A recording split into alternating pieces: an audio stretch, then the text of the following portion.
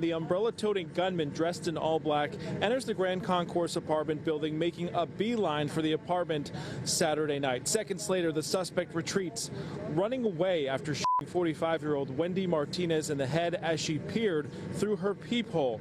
Detectives believe Martinez was not the intended target and was an innocent victim who simply answered a knock at the door.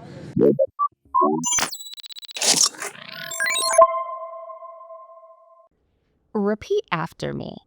When your adult children are in the streets, they put your safety at risk.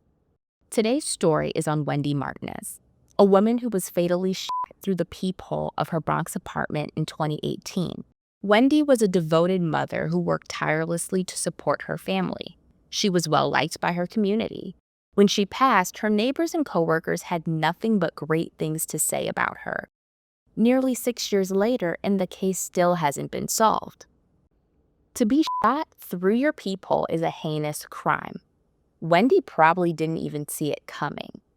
To understand how a well-liked woman would find herself in this type of situation, we need to take a look at her son, Brian Solano, and his involvement in the streets. Brian's problems started years prior. He was arrested in 2014 for the murder of Willie Laura, the brother of a high-ranking Trinitarios gang member. It was alleged that Brian fired at Willie in a Bronx lobby. Brian was sent to Rikers Island, which is a jail known for its poor conditions. From there, he spent 3 years at Rikers before being released in 2017 after witnesses recanted their statements. The witnesses that prosecutors used to get him arrested have since said they were coerced. I was high, I was smoking weed. And they've recanted. To some, Brian's release felt sudden, and it rubbed a lot of people the wrong way.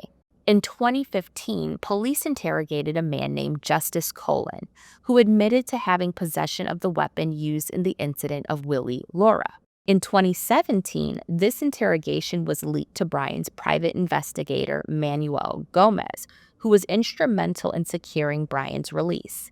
I had a file. I responded to it. You threw it over the fence? Yeah, I tossed it.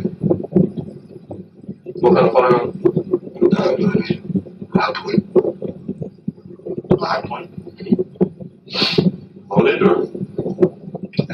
I didn't toss it. I tossed it far. I don't know where I tossed it. I didn't do that. No, I'm saying you had bullets in the gun? Nah, it was in the clip. I was in the clip. I tossed it. I did mine for the moment. You bought it on the street or you Bought it from someone. I bought it through the streets. the streets?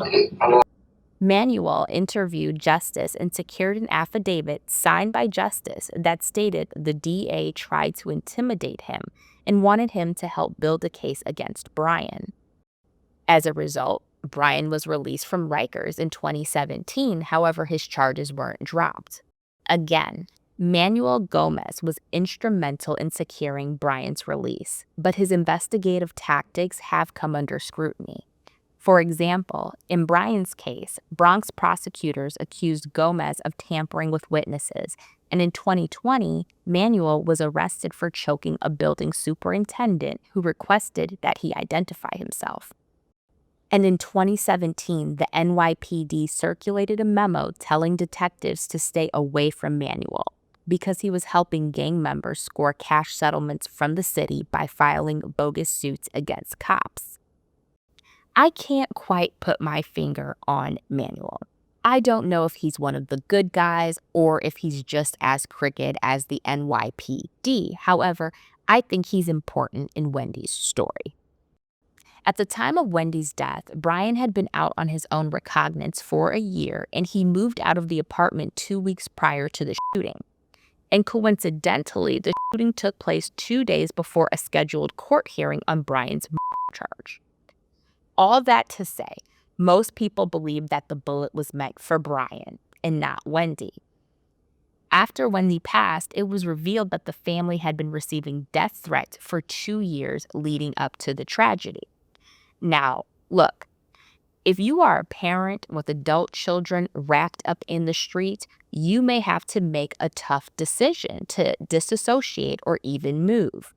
The streets don't play fair, and we all know that, and it's very possible that Wendy was an innocent bystander in all of this. I can't tell you what happened next in Brian's case. After a certain point, the mainstream media stopped reporting on it. I find that odd, just knowing that Brian's release from Rikers was a huge deal at the time. But there was an article sometime after Wendy passed that stated the family was still receiving threats on social media, so maybe that has something to do with it. Wendy's case is very much open, and the NYPD is still looking for a suspect. So let me know what you think about Wendy's case. Do you think her passing is a result of retaliation due to her son's involvement in the streets? Or do you think Manuel Gomez's heavy-handed investigative tactics are responsible? If you haven't already, please comment, rate, and subscribe. It is free, and I will catch you on the next one.